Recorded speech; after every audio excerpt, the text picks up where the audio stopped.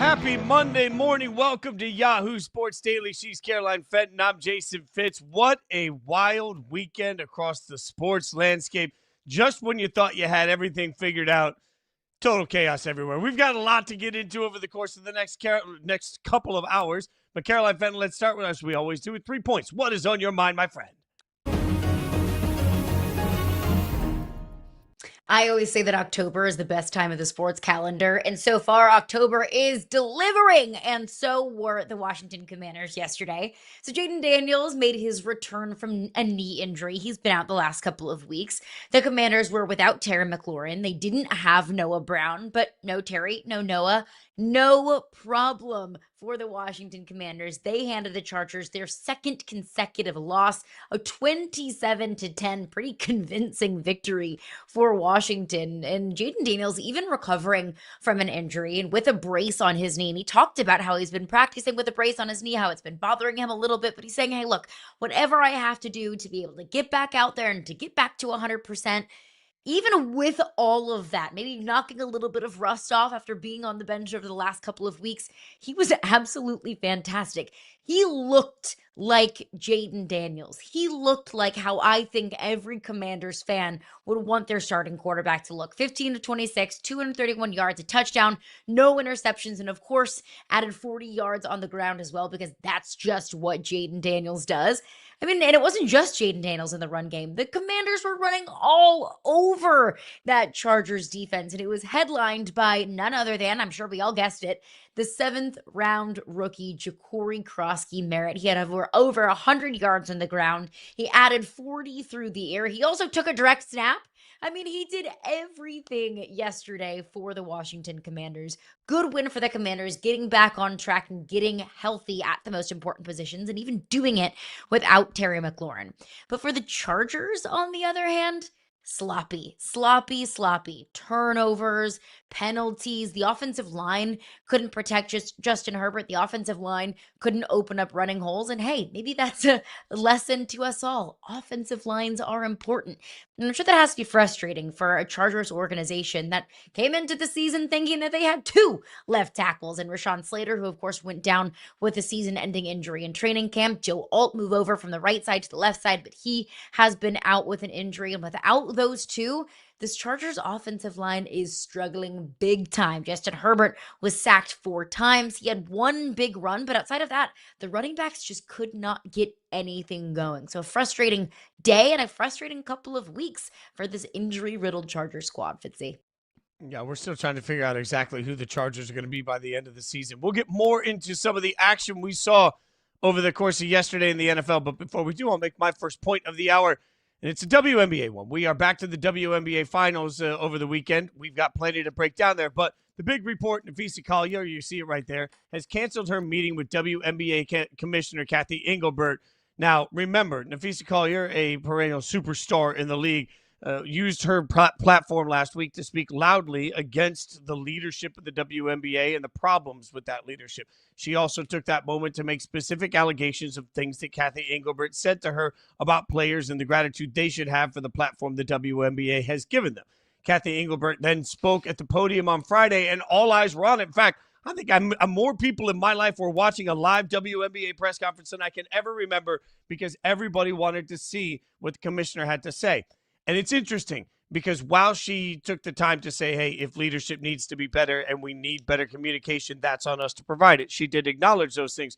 She also made it clear that the things she was accused of saying to Nafisa Collier, she did not say. She wouldn't go into any detail, but she said that she has a family, and seeing the things that she said or accused of saying hurt her heart and her family. She took that moment to say it was being mischaracterized. Now, we don't have any specifics on how it was being mischaracterized or what exactly was mischaracterized, because that wasn't given. But I think the hope for most of us is that a meeting in person between Engelbert and Nafisa Collier would provide some sort of relief and movement forward in this entire process. Instead, because of what was said on Friday, Nafisa Collier has decided she no longer wants to have that meeting and only is doubling down on the fact that the relationship is beyond repair. This is all broken. And I will remind you that the collective bargaining agreement is up October 31st. We are only weeks away from true labor issue with the WNBA. Now, it will be during the offseason, and maybe we won't be paying attention. But what we are paying attention to right now is it is very clear that Nafisa Collier has decided to use her voice and her platform in a way to better, she believes, the league moving forward. And the stars of the league continue to line up side by side with her and back what she is saying. It is clear that what Kathy Engelbert said did not help any of that. And it is clear at this point that the relationship is absolutely broken. Can they get it fixed in time to get any meaningful negotiations? Only time will tell. But in the meantime, we'll all have our eyes on whether or not they can fix a fractured relationship. All right, Caroline, let's get to the top point of the hour. The top point of the hour comes in the form of Sunday Night Football drama. Nobody. We've got another team that was also part of this, but there are no undefeated teams left in the NFL. The annual champagne popping of the Miami Dolphins for the last team undefeated can happen. It happens every year. It only took about a month to get into this. The Patriots stunned the Bills 23-20 in a game that in the fourth quarter, they were up by 10. It looked like they had real control. The Bills come back, tie it, and the Patriots get a late game-winning field goal. And I don't know about you, but I just sat there and I watched this and I thought, man, we are starting to see statement wins. Like this feels, we've been on this show, tough on Vrabel. How do we feel about it after last night seeing this big win? You say stunned, but you shouldn't have been stunned if you were watching this show on Friday, Thursday. Fitz did pick this game as his trap game of the week. He did pick the Patriots to beat the Bills, so bravo, Fitzy there. You bring up Mike Vrabel. I think one of my biggest takeaways from this game is Mike Vrabel, we are seeing in real time, is developing his first quarterback so far of his career. Looking at Drake Maye, I mean, Drake Maye was fantastic last night. 22 of 30, 273 yards. Didn't record a touchdown through the air. Also didn't record an interception through the air either. But it was the process. It was the way that we saw Drake Maye, whether it was extending plays or kind of going off script or doing things, making throws off platform. He looked like a baby Josh Allen. But the thing about baby Josh Allen was he would make a whole lot of mistakes. He was kind of that gunslinger. You ride the highs and then you just try and get through the lows. But Drake Maye made some of those physical plays that we love to watch Josh Allen make, but didn't make those mistakes that Josh Allen was making early in his career. I want to state for the record, I am not saying that Drake Maye is Josh Allen or will become Josh Allen. All I'm saying is last night, we kind of saw some peeks behind the curtain of maybe Drake Maye developing into that style of quarterback. We've never, in Mike Vrabel's career as a head coach in the NFL, seen him develop a quarterback. Steps into the Tennessee Titans. Marcus Mariota was supposed to be the answer, was supposed to be the future of the Tennessee Titans organization, and the Mike Vrabel administration moves on from Marcus Mariota. They replace him with Ryan Tannehill. Now, Ryan Tannehill was the starter in Tennessee for several years. He was the starter in Tennessee when the Titans had the number one seed in the AFC in the 2021 playoffs and when the Titans were consistently winning games. But Mike Vrabel didn't develop Ryan Tannehill. Ryan Tannehill was in the league for 6 years. He had spent 6 years in Miami before he came over to Tennessee. Then the Titans draft Malik Willis. He was awful in Tennessee, but that was okay. He was really just drafted to kind of be a backup anyway. So then the Titans drafted Will Levis. And when Will Levis was in Tennessee with Mike Vrabel, Will Levis was terrible. Will Levis still kind of is terrible. So we've never seen a proof of concept of Mike Vrabel being a head coach and developing a young quarterback into a franchise quarterback. And he definitely deserves some credit of what we've seen from Drake Maye in his development so far this season. Yeah, I wonder if almost for some guys, maybe it's that he doesn't do a great job of identifying the quarterback, but he's doing a good job at this point of putting the right pieces around. Josh McDaniels has to get some credit here. I know we all talk about Josh McDaniels being a terrible head coach. Two things can be true. You can be just a cheeks head coach and also still be a really good offensive coordinator. Like that's fact, right? And so look at Drake Maye in the second half of that. 13 of 14, 184, 3 big-time throws, 118.8 passer rating. And I also got to give some love to Stefon Diggs here. 12 targets, 10 catches, 146 yards of total offense for Stefon Diggs through the air. I mean, think about this. This is on a day where the New England Patriots overall ran the ball 22 times for 71 yards. They weren't really running the ball with any efficiency, right? The New England Patriots weren't doing much on offense that didn't involve Drake Maye having to be Superman, and he was absolutely being Superman by throwing to Stefon Diggs. And there were times that they were bracket covering in a way that you could see there were 3 guys in the spot. and he still found a way to get open. Stefon Diggs obviously has been a polarizing figure in many ways, and I understand that. I can understand that he sort of wore out his welcome with Minnesota and wore out his welcome with Buffalo. But this version of Stefon Diggs, hell, even watching them talk to him on the sideline last night, Caroline, I just felt like you were looking at somebody that was comfortable and confident and just felt easy. Everything felt easy for Drake Maye. Everything felt easy for Stefon Diggs. Everything felt easy for this offense against the Bills. I think there was just a natural entity here that we saw that really was powerful from Diggs. You know what is powerful, Fitz, is revenge. Revenge And spite is a hell of a drug. And so, yes, credit to Stefon Diggs, but I do have to think there's maybe a little bit of external motivation of Stefon Diggs trying to get back at his former team. And hey, whether it was vengeful, whether it was out of spite, it still counts just the same. And the Stefon Diggs that we saw against the Bills yesterday was like the peak Stefon Diggs. The Stefon Diggs that I've asked myself, like, is that guy still in there? The Stefon Diggs that we saw in Minnesota, the Stefon Diggs that we saw in his first couple of years in Buffalo. And we've seen that taper off for the better part of the last couple of seasons. But I think last night was a reminder is he's still got it. Maybe it's not every single week. Maybe it's not what we can expect week in and week out, especially for a receiver at that age, but it is still in there. And he has, I think, confirmed to all of us that he can still be that wide receiver one, that he can still be that Stefon Diggs is out there kind of target for his young quarterback. And that's a really wonderful asset for a young quarterback like Drake Maye to have. Let me be a troll now that we've given a lot of love to the Patriots. By the way, big win for New England. Big win for the Patriots. Also, I want to look at the other side for a second here. Yeah. Are we really sure today that the Buffalo Bills are as good as we think they are? Because you and I have both had them highly ranked in our power rankings.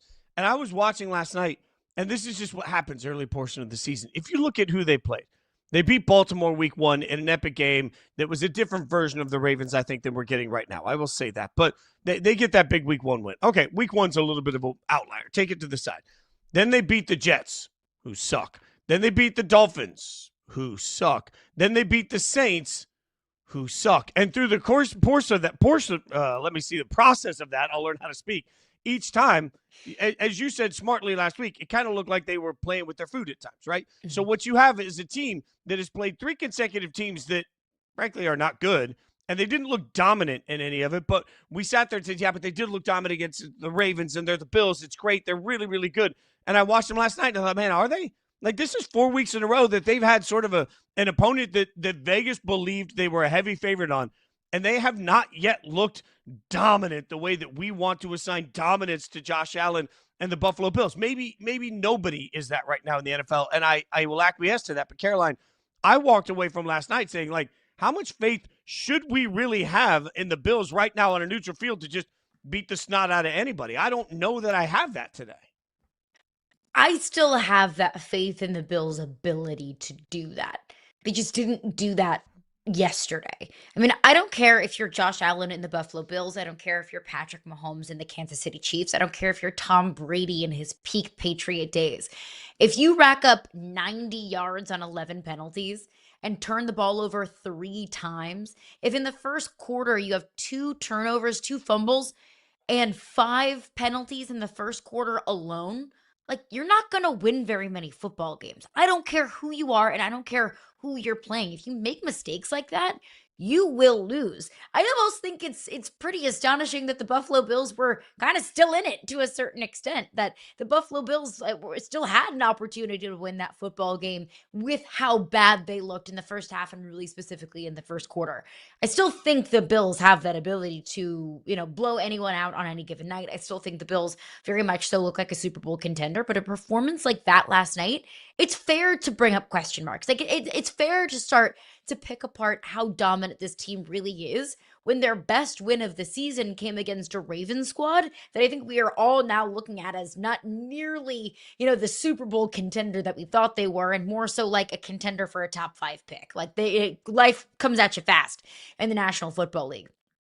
Here's one thing that I have an issue with, though, because I heard a lot of people saying like, no, hey, this is probably the wake-up call that the Bills needed. The Bills have a fairly light schedule, and sometimes, when your iron isn't getting sharpened by other iron, sometimes things get a little bit dull. You make mistakes, you look sloppy, and that's exactly what the Bills looked like in the first half last night.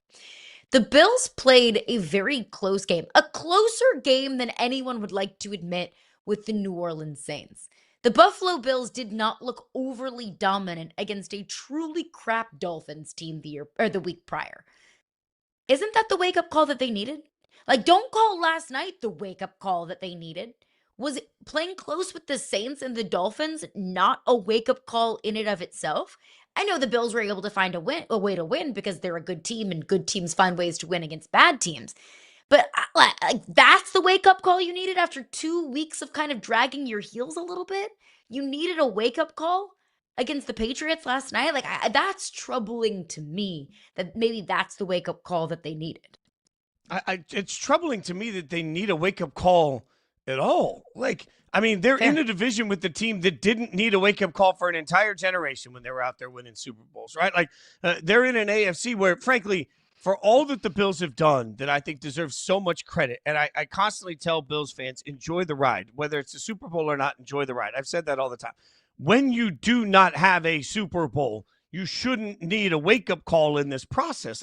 There is no Super Bowl hangover right now for the Buffalo Bills, and the AFC is theirs for the taking today. There should be urgency with that. When you understand that the Chiefs right now look like they're no good, the Ravens look like they suck, right? The Chargers going through offensive line issues, they look like they're not any good. Maybe the Broncos are good, maybe the Broncos aren't good. This is your chance to literally run away with the AFC. This is your chance right now to cement yourself in a situation where, by God, you're going to have to go through Buffalo if you want to get to the Super Bowl. Every single one of these things matters. And it's on a Sunday night football matchup with the whiteout vibe and all of the different jerseys and all. If you need a wake-up call for Sunday night football a month into the season when you don't have Super Bowls and you're trying to cement yourself as the class of the AFC, you have a problem. I don't understand why you would even need the wake-up call in the first place if you're Buffalo, because you haven't proven everything that you still need to prove to be who you want to be. So it just feels broken right now. I get it. They're 4-1. The sky is not falling at 4, but by my God, you've got to win these games if you're Buffalo. I mean, you would be concerned. The Buffalo Bills are a legitimate Super Bowl contender. Legitimate Super Bowl contenders don't need wake-up calls, to your point, 100%, especially when you're on Sunday Night Football and you're playing at home.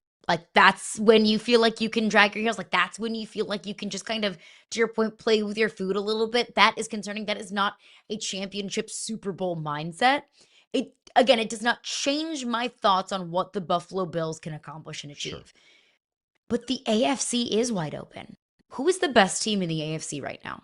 I think you could probably defer to the Bills, even in a sloppy, gross loss last night. Sure. But the Chargers don't look like the world beaters they looked like in the first couple of weeks of the season. The Ravens are terrible. The Chiefs, I guess we'll see. But if Xavier Worthy can't stay healthy, then this Chiefs team is not going to be explosive. This offense is going to be as stagnant as it was in the first couple of weeks of the season. Who is it? The Colts? The Jags? Who is the best team, or who is the class of the AFC right now? We've talked so much over the last couple of years. The only thing standing in the Buffalo Bills and Josh Allen's way of winning a Super Bowl is Patrick Mahomes and Lamar Jackson and these elite quarterbacks and Joe Burrow, these elite quarterbacks in the AFC. Well, Joe Burrow's out for the next 3 months. Patrick Mahomes doesn't look like Patrick Mahomes, and the Ravens are terrible. This year feels right now on October 6th. This year feels like the most clear path to the Super Bowl for the Buffalo Bills and Josh Allen, as long as the Buffalo Bills don't get in their own way. That's exactly what they did last night. They got in their own way. Yeah, big win for the Patriots, big loss for Buffalo. Not the only undefeated team that fell yesterday, though. That's right. The Philadelphia Eagles also come away with their first loss of the season. So what's the level of panic in Philly? We'll figure it out next.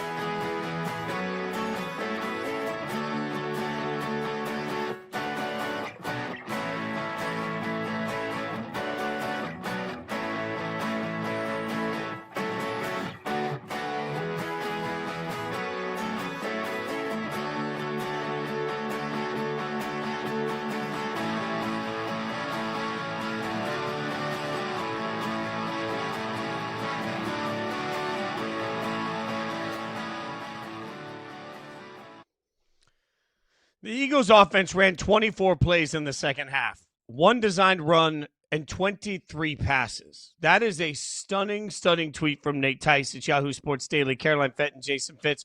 I also think situational football matters here when you look at this, because if you saw that split, one run, 23 passes, you would think, well, they must have been trailing, so they were throwing the football to see what would happen. No.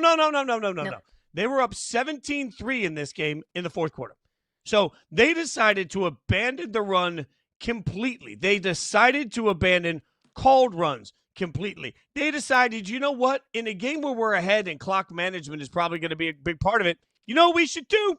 We should forget about Saquon. They decided that this was the time to feed the wide receivers, and all of a sudden, somehow, some way, the Broncos have an aggressive fourth quarter, a wild comeback for the ages. The Broncos get the 21-17 win over the Eagles. And Caroline, I just watched this offense the whole time and thought, what in the hell are you doing in second halves of football? Because the Eagles have a second half problem. Look, credit to the Broncos. I mean, they trailed by 2 touchdowns going into the fourth quarter and found a way to win this football game. Credit to them. Let's put that to the side. What in the hell are the Eagles doing? Maybe I'll take that back. It is so obvious what the Eagles are doing. They are overcorrecting. It is so obvious that the Eagles are trying so hard to make sure that everyone is happy that they are hurting their football team in the process. I mean, Saquon Barkley got the ball. He ran it how many times? 6 times? 6 carries for Saquon Barkley? I mean, that's not a recipe for success for the Philadelphia Eagles. That's not a recipe for success for any team with the best running back in the league. The fact that you carry the ball, if you take away Jalen Hurts carries, if you take away Jalen Hurts running the ball, the Eagles ran the ball 9 times, had 9 designed runs in that entire game, when they led for a majority of it. That is not the recipe for success for the Philadelphia Eagles. That was not the formula that got the Eagles to a Super Bowl. So A.J. Brown wants to be a whiny little crybaby on social media, and all of a sudden you just abandon your identity? And I have no problem with the Eagles wanting to get the receivers more involved, because it was about time. They started to get the pass game going, that they started to keep the receivers, fed and happy. But you don't have to take a complete 180. You don't have to go from not completing a single pass in the second half last week to now basically completely abandoning the run game. So it just feels like a gross overreaction and a gross overcorrection. And the Eagles were trying so hard to keep Devontae and A.J. Brown happy that they lost a game in the process. Credit to the Broncos for taking advantage of it. But man, oh man, this Eagles offense feels like it's just Moses in the desert. Look, the Eagles are broken right now, and I don't think there's any other way to describe this offense. The offense is broken. If you've been outgained in every single game this season, you have a problem. Now, 2 things can be true. You have championship DNA. You'll figure it out. You're still going to go out there and win a lot of football games. I'll buy all of those things. I still think it's okay to look at it and say, but something isn't right. Last week, what we had was an 0 for 8 throwing the football second half that just looked absolutely gross, and somehow they hang on to win. Fine. This week, what we have is the second half where you only have 1 designed run the entire half. Your offense is broken, and you let a team like the Broncos get back into a game. You had we talk about championship DNA. We talk about Super Bowl experience. You had a 2-touchdown lead in the fourth quarter, and you blew it. You absolutely blew that game. You can't tell me that doesn't signify something. And look, it's all about what we're judged by. Yes, in this league, we're judged by wins and losses. I understand that. But if the expectation is Super Bowl, part of what we have to do when we look at the wins and losses is ask ourselves, how does this translate moving forward? Not just what have we seen, but what will we see, and what will it look like against the best of the best? Well, we've seen this Eagles team that I've credited many times play a really tough, I think, beginning of the schedule. That's fine. But we look at this offense, and every week it's broken. They are 30th in total offense. They are 30th in total offense. Like, that is not a sustained way to build a back-to-back Super Bowl champion. And I think it's okay for us to admit that even with 4 wins, and even though everything's sunshine and roses in the standings, if you watch these games, the Eagles look broken, and Eagles fans will admit it. And Eagles players will tell you, Jalen Hurts kept talking about lack of execution, lack of execution. Well, we hear their star players last week talking about not getting the football, and we're gonna handle it internally. And you see all these reports of different wide receivers feeling different kinds of way. Like, everybody knows it's broken. Just nobody wants to talk about the fact that it's broken. But we need to, because if this offense doesn't get fixed, the Eagles will at some point sabotage their season. And I mean, imagine taking an L on the chin after giving up 18 points in the fourth quarter and having to come out and wear that hat. I mean, that just adds insult to injury. I mean, he looks good in it. Don't get me wrong. It's a goofy hat. But to your point, the Eagles 30th in total offense. How do you have one of the best, if not the best, offensive lines in the National Football League, Jalen Hurts as your quarterback, Saquon Barkley as your running back, A.J. Brown and Devontae Smith at the wide receiver position, Dallas Goedert at the tight end position, and you were the 30th offense in the NFL? Like, just based on talent alone, you should at least be top 20 at the absolute very least. So this isn't a talent problem. This isn't a Super Bowl hangover to where the Eagles are trying to figure out what their new identity is after having a ton of roster attrition after winning a championship. No, this is just scheme. And we now have enough of a sample size of the Eagles, absolutely pooping their pants in certain halves or in certain quarters. I mentioned last week, you don't complete a single pass in the second half. You follow that up with giving up 18 points in the fourth quarter, getting blanked in the fourth quarter, then losing a game to the Denver Broncos. And against the Rams, outside of that opening touchdown drive, what was that, 2 weeks ago, 3 weeks ago, whenever that was against the Rams, they put up -9 yards in the first half. If you want to add in that touchdown drive, I think they had like 29 total yards in the first half. How? Explain to me how that happens.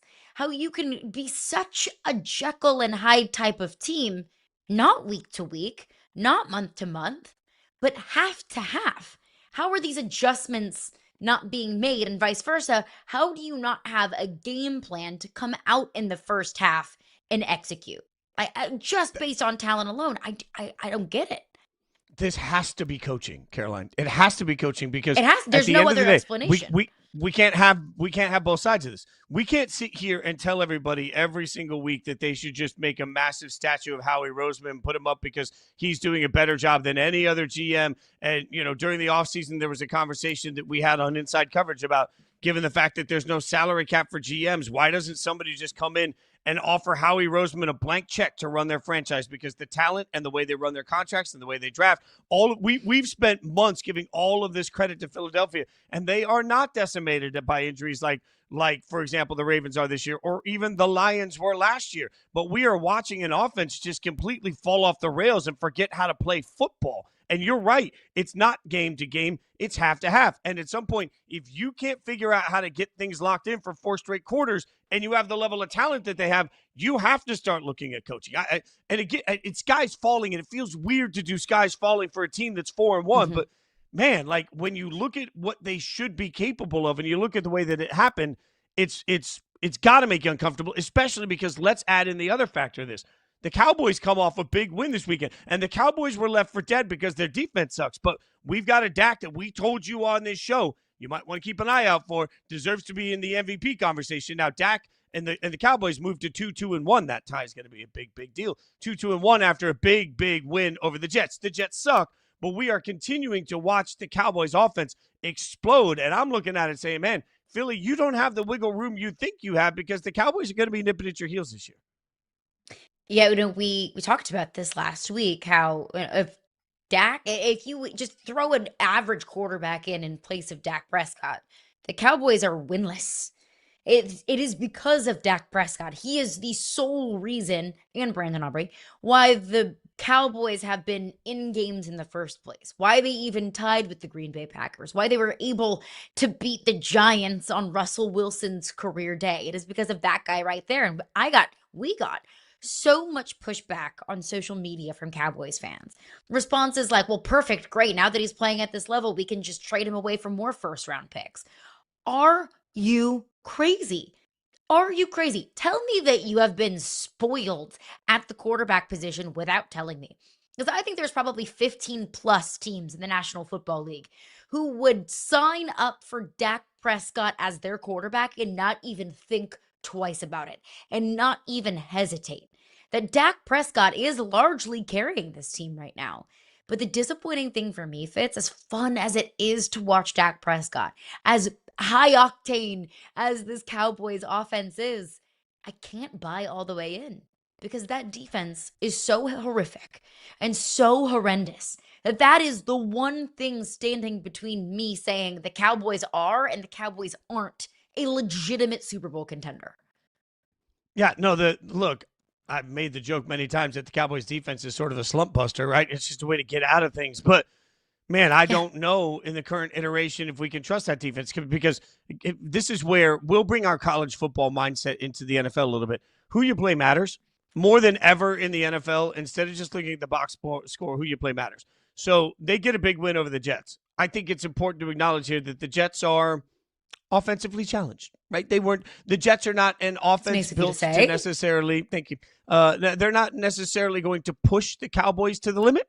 So I think it matters because what we see, final score, by the way, in this game, not indicative. The Cowboys were up very, very big. The Jets got some trash touchdowns near the end that made it feel a little bit closer. But this game was never in question. I'm with you. We can't get to true Super Bowl contender with the Cowboys until we get the defense to play at least mediocre football. But I will say, I've been screaming it loud. We've been screaming it loud on this show. Dak is an MVP candidate, and for everybody that told you early on that the Cowboys weren't going to be part of the playoff picture, I think this offense is too good to count Dallas out of anything. We'll get in later in the week to some ways that maybe the Cowboys could fix this defense. We will do that. But coming up, we've got WNBA Finals. It happened over the weekend. Statement wins in Vegas. Can it actually become a series for the rest of the week? We will tell you next.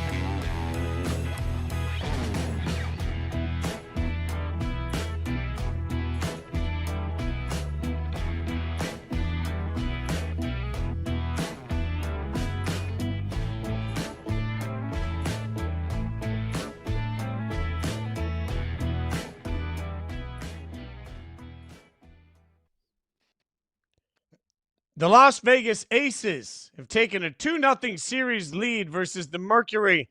They say the series doesn't start until you win on the road. Well, no team has ever come back down 2-0 in the WNBA Finals. Caroline Fenton, Jason Fitz hanging out with you. I think there's an important piece of context here. I stats are interesting until they're not interesting. It's an important piece of context that no team's ever come down from 2-0, but now the WNBA Finals are a best-of-7 series. So that does change some things. It's a little bit more of an NBA equivalent.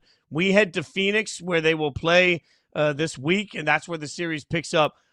I'm going to be honest, Caroline. I just full transparency with the world. I lost a lot of money this weekend on football. I did not lose a lot of money on the WNBA. I think this was the most, like, at home, first couple of games, this just felt ripe for the taking. Last night, I think it was a 3.5 points. Look, the Aces came out and made a statement. I'm not surprised by this at all. There's a fire and energy, a moment in their belly that you can feel palpably. So is there some hope in your mind that Phoenix can make this a series?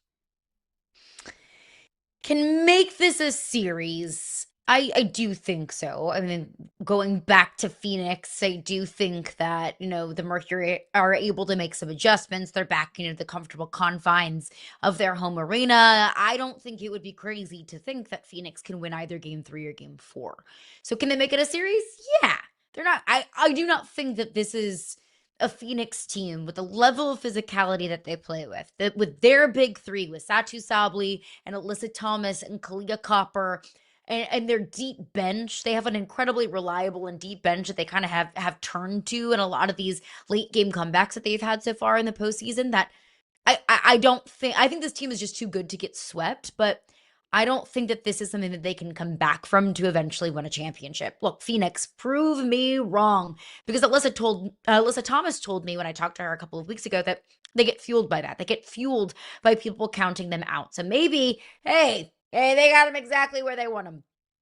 I think, though, what's incredibly dangerous about the Aces, I'll start with their mentality. This is the Aces' third trip to the WNBA Finals in 4 years.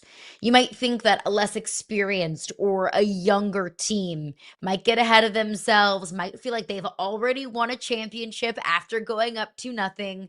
This Aces team will not do that. I do not expect that in the slightest. If anything, I only expect the Aces to put their foot on the gas even more. They've been there. They've been in this position before. They have won championships. They have 2 championships in the last 4. They have an opportunity to win their third in the last 4 years. So this is an experienced team that has been there before. I also think the depth of the Las Vegas Aces has been really the difference, honestly, Fitz, in these first 2 games. I mentioned the Mercury's bench and how Sammy Whitcomb and Dewana Bonner, 2 veterans in this league, they have come up big time in the fourth quarter. Maybe when Alyssa Thomas or Satu Sabli might be getting gassed in the fourth quarter, they've been able to step up big time and make some clutch shots late. Well, Dewana Bonner had 4 points coming off the bench in game 2. Sammy Whitcomb didn't have any. That this Mercury team is not built to win when they're only getting 8 points off the bench versus the Aces, who got 16 from their bench, 28 from Asia Wilson, 32 from Jackie Young. Jackie Young had 21 points in 1 quarter alone. So it's the championship mindset, it's the depth, it's the bench scoring, it's the physicality, it's the defense that the Aces were able to hold Alyssa Thomas in check really for a better part of the last 2 games. There's just so much about this Aces team that just feels like there's not much for the Mercury to really do enough to make this a 6 or 7 game series. It was supposed to be a better series in the eyes of a lot of people because of the physicality. But I go back to what you talked about a minute ago with Alyssa, that I think is a core difference between the Aces and most teams. Alyssa mentioned that they hear the noise, they're fueled by the noise, right? I don't know that there are many stars in sports more just focused on what's in front of them than Asia Wilson. And if you think about what we've heard from Asia, I won't pretend to know Asia personally, but if you read the way she handles things, if you've watched the press conferences, when she talks about the moments where they lose, she talks about accountability and she talks about business. And even when she's being interviewed in the middle of a game, it's always about, we understand the business and the task at hand. We understand exactly what we have to do. Asia Wilson is one of the most business-like superstars, I believe, in all of sports, and is so focused on what they have to do, not on what anybody else thinks or what anybody else says or what anybody else perceives of a series. Like, the Aces are internally fueled because they believe at the end of the day that if they take care of their own business, they will win. And that is such a coachism, but it's real from Becky Hammon to Asia Wilson all the way down. That is part of when we talk about culture and what makes different organizations click. Part of the culture of the Aces is that they are so fired up in turn. Go back to when they lost by 50 earlier in the season, and the text went out that it got leaked that Asia sent out to teammates that said, if you're not embarrassed, don't even show up at the gym tomorrow because you don't belong here. Like, there is a level of they don't need fire or fuel from anyone else. They have a standard and an expectation that they intend to meet internally. And that in and of itself is so dangerous to me, Caroline, because it speaks to laser-like focus. And that's why, look, this series is going to go to Phoenix, and I'm with you. I think the Mercury will get a win somewhere here. But this just feels like we're on the verge of a gentleman's sweep because I don't know how you beat someone that is, number one, the best in the game with, I think, number two, the best coach in the game. And then on number three on that, they just aren't going to mentally let up. They're too close to what they have, the goal that they've set. I think the Aces will roll because of it. And there's so much continuity on this Aces team, and I think that matters. I think there is something to knocking on the door of a championship before you break through to win a championship. And look, Alyssa Thomas has been there before. Alyssa Thomas has several WNBA Finals appearances, has been in the postseason several times. I think this is her 9th trip to the WNBA postseason. But not this Phoenix group as a whole. This is year 2 under Nate Tibbetts. This is year 1 with the Phoenix Big Three, Satu Sabally, Kalia Copper, and Alyssa Thomas. There is a lot, while there's not a lot of newness in terms of experience, it's newness in terms of this group together. Versus the Aces, Asia Wilson and Becky Hammon have been hand in hand over the last several seasons. And of course, one big piece of those 2 championships of when they went back to back is gone. You no longer have Kelsey Plum to be a supplementary scorer to Asia Wilson, but there have been so many players throughout the course of the season that have stepped up. If it's not Jackie Young, it's Chelsea Gray, who is 2 rebounds shy of a triple-double in game 2. It's Melissa Smith, who has been, an automatic rebound for this Aces team. It's the bench. It's Dana Evans. It's Jewel Lloyd. That, no disrespect to Kelsey Plum, but while the Aces felt like they maybe had missed a couple of steps early in the season, it was that 50-point loss that led them to a 17-game win streak. That it doesn't take much to fuel the Aces' fire. And what kind of fuel for your fire is playing for a championship and not even messing around to extend it to 6 or 7 games? I think that's probably the message in this locker room is, let's get it done. Let's expedite this process and get it done in 4 or 5 and not wait and play with our food to get it done in 6 or 7, because that's just kind of how dominant the Aces have been.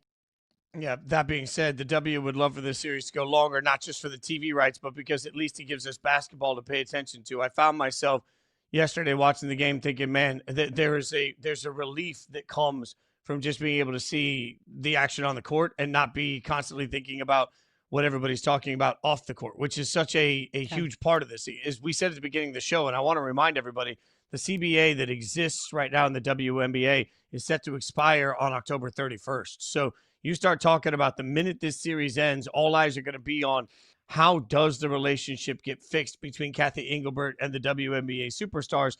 And I don't even know if that's going to be possible. What I do know is that if you think it's loud now, wait until we are talking about a press conference for a championship. Wait until you see how the women handle their platform during the parade, whichever team happens to win it. Like, wait until you see how they use the continual focus that comes with their microphone to speak on what's next for the league, because that is the next thing. Like, we are going to finish this season and almost immediately have a very real conversation of backs up against the wall. What's it going to take to get a new deal done? And I want to talk about basketball. This CBA, it will change the course of the league and the history of the league and what the future of this league looks like. And I don't even think that's hot takey or dramatic to say in the slightest. So I am very excited to see the changes that should be put into place, and I think will be put into place in this upcoming CBA. So that's all, at least I will hold a sense of optimism that those things will come to fruition. But once basketball is over and you pivot into expansion drafts and CBA talk, and I'm sure a lot of legality will be involved over the next couple of months with the WNBA, I think we'll be yearning for actual games to talk about. So savor it while you have it. While I don't think this series is going to come to 7 games, I hope it is, just because 7-game series are fun. And because this series is fun, and you've got 2 incredibly physical teams going at it for the chance to win a championship. I mean, Phoenix is first in, a decade. Las Vegas Aces third in 4 years. Like, there's a lot on the line here. Give me that dynasty. Feel free to let Yahoo Sports Daily come do a show from the parade while we're riding on a float. All right. From the WNBA back to some of the biggest action yesterday. We got the best unis you've ever seen in a matchup, and the game was even better than the helmets. We'll tell you about it next.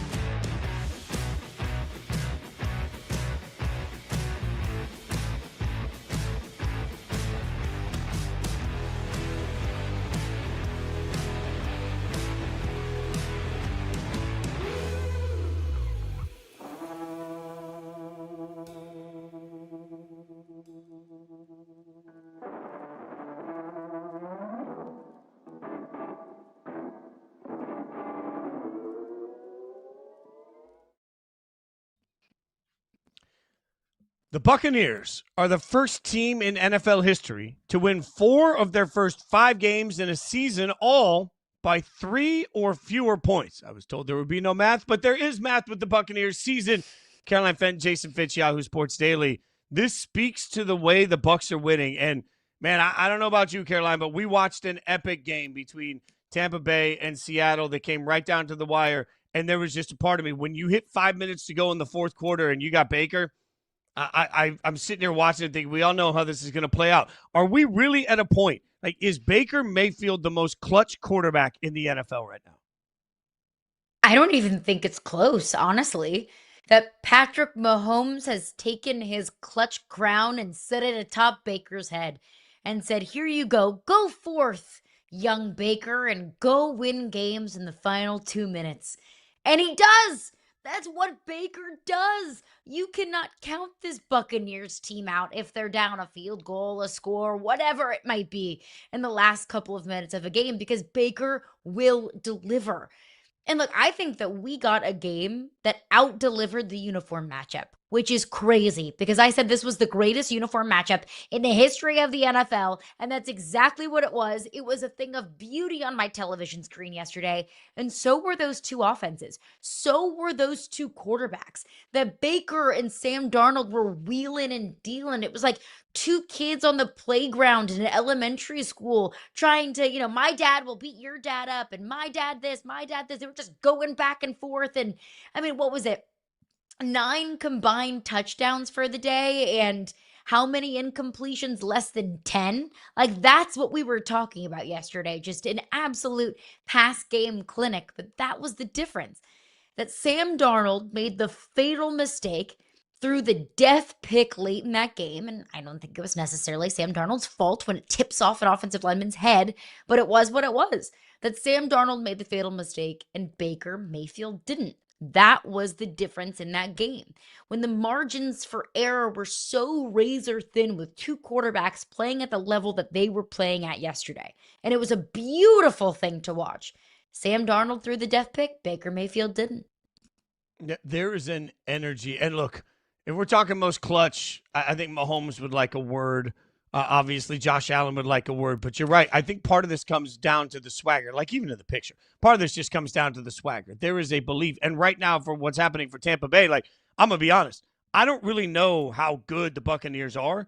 I know that they're winning football games. And this is the theme of, I feel like, all the good teams. I'm coming in saying, yeah, but I get it. But when you look at the games and the way they're winning, like, it is historic. At some point, winning by a last-second field goal regresses to the means. Like, are the Bucs really as good as their record is? Are the Cardinals really as bad when, in fact, what you have two teams that just are on opposite ends of the spectrum for last-second wins?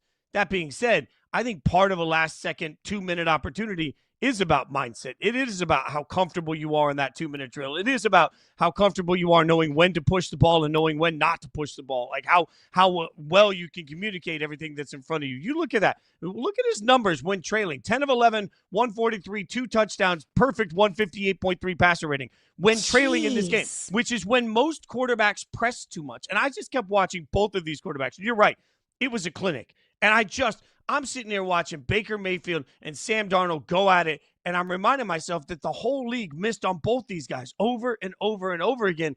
And then you see it click, and when it clicks, it's so beautiful. Like this, the NFL with this version of Baker Mayfield, like he's not just a star, he's a superstar. It is alarming to me to see, yeah, if we're rolling the ball out on the field, yeah, I got 2 minutes left. I'm taking Baker. Baker's my guy. I want Baker my quarterback, and I'm going to have a real shot to win these games. And then think about how jarring that is compared to what we thought of Baker 2 years ago. It's wild how much he has done a 180 in his career. And that's also understanding that David Baker had, understanding that the Bucs are dealing with a lot of offensive injuries. No Bucky Irving, their leading rusher from last year. No Mike Evans. Chris Godwin is still coming back from injury. Like, this is not a Buccaneers offense that's operating out 100%. But it doesn't seem to matter. That Baker doesn't seem to miss a beat here. And I do want to give Sam Darnold credit because, yes, he threw the death pick, but I can't blame Sam Darnold entirely on that loss. Look, No. the Seahawks are going to win and lose games, and their season, I think, will be defined by how well their defense plays. So if you are a defensive-minded football team, you can't be giving up almost 400 passing yards and 38 points to Baker Mayfield. You just can't be doing that. So I can't put that all on Sam Darnold.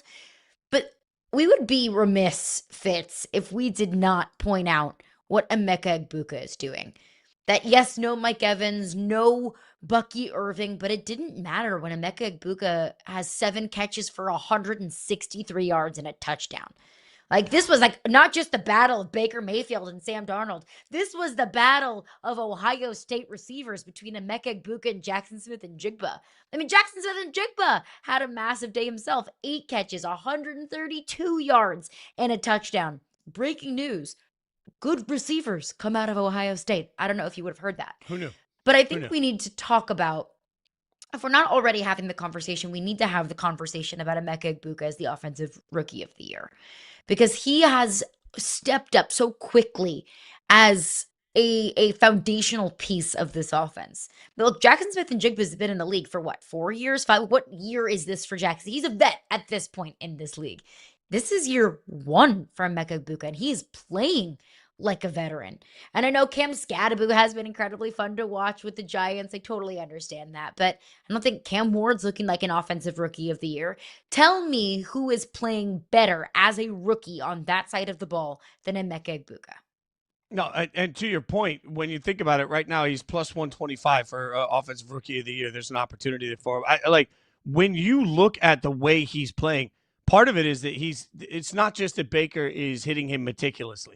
Some of these wow catches along the way that even Baker has joked about at the podium are part of what I think you need to win the offensive rookie of the year. You need landmark moments that everybody remembers. So some of the sideline catches we've seen, the one-handed grabs, things like that for Emeka Egbuka, I think that really stands out as part of why your argument is a good one here. And especially because there really was a presumption, okay, injuries have riddled the offense. They're going to have to play Egbuka early. He's going to be good, but let's see. And instead, he looks day one like he's that sort of gem in the draft, right? He looks like you got your superstar guy for the next several years at that wide receiver position. It is pretty amazing to see it click. And I want to stress this again.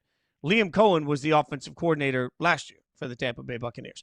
So, again, this is the third straight year where Baker and this Buccaneers offense is learning a new system with new guys and new pieces coming in and doing it flawlessly. So every time we talk about, well, this team's broken because there's a new coordinator in blah, blah, blah, blah, blah. Whatever Tampa Bay has put in the water, it allows, whether it's Canales or whether it's Liam Cohen, whoever it is, every single year they come in and they have tremendous success because the talent is there and because they're doing a really smart job of utilizing it, Caroline. So I think this is a bit of a masterclass that everybody else could study. If your excuse as a fan is, well, we've got new coordinators, okay? Tampa Bay saying, hold my beer. If your excuse as a fan is like, well, our quarterback needs to be better. Tampa Bay is looking over here saying, actually, what if you take that quarterback and you put the right things around him and you do things the right way with him and allow him to be the best version of himself? I think the Tampa Bay Buccaneers right now are the shining example of, hey, every excuse every other fan base has for why their quarterback and their team sucks is invalidated because Tampa Bay has figured it out. And I also think they're the poster child for the fact that this game is a game of inches. That it may only take one teeny tiny mistake here or there, or one big mistake here or there, and that is the difference between being 1-4 and 4-1. And Tampa Bay has been on the better side of that being a game of inches. That's where having a clutch quarterback comes into play here. That's where having a ton of weapons in your arsenal like Tampa Bay does to be able to overcome some injuries like they have been doing. Where would you rank the Bucs right now in the NFC? I mean, yes, the Lions, I would say, are the class of the NFC, even with some flawed, functional flaws of the Eagles offense. They're still atop the NFC for me. But I think the Bucs are kind of right there in that 3, 4, 5 conversation in terms of the power rankings of the NFC. You can throw the Packers into the conversation, but the Bucs are right there. Yeah, I mean, I don't trust the Eagles offense every single week. I'm not sure I trust the Packers every single week. The 49ers are injured. They're a shell of themselves. I would have said the Seahawks, and maybe the Buccaneers and the Seahawks, what we saw was just a preview that they both belong in the conversation of elites in the NFC. From the best to the worst, though, one thing we love to do is check out the vibes here. So we're going to check out the Misery Vibe Index on some of the teams that maybe had a regrettable Sunday. We'll do it next on Yahoo Sports Daily.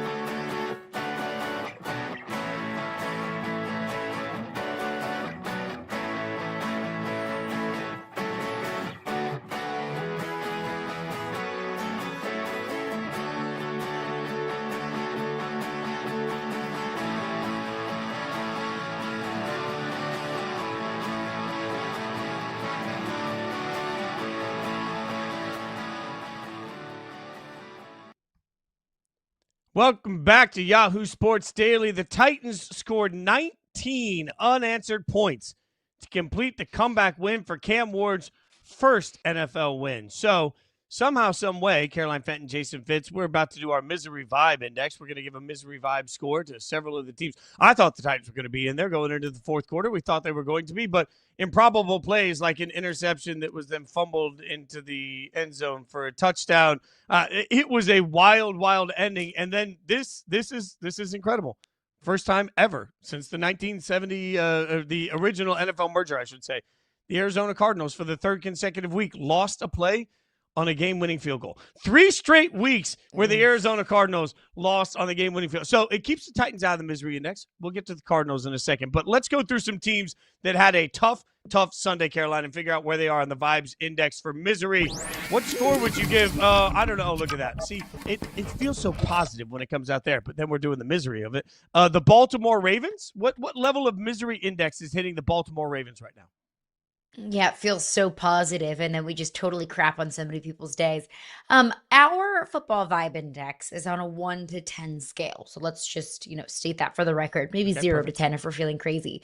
I am putting the Baltimore Ravens as an 11 in the football vibes index. They are breaking my scale because I think misery and vibes, a lot of it comes from expectation, right? If you expect to be bad and your team is bad, well, then there you go. You expected it, you prepared yourself for it.